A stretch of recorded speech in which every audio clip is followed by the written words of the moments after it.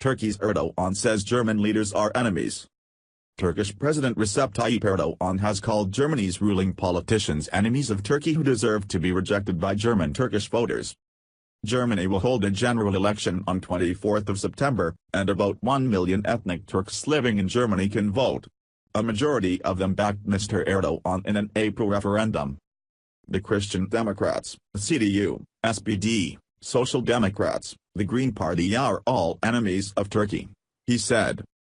German ministers protested angrily.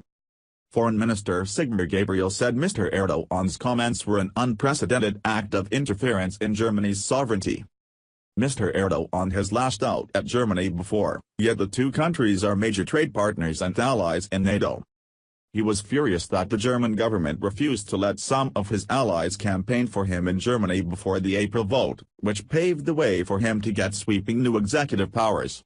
That refusal, he said, was Nazi-style behavior.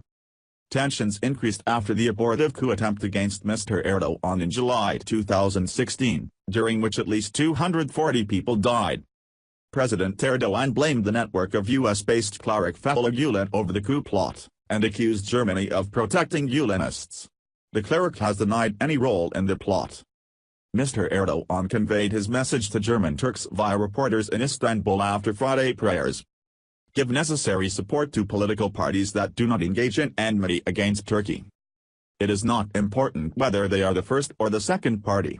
In a way, this is a struggle of honor for all my citizens living in Germany, he said, implying that voters should back far-right or far-left parties.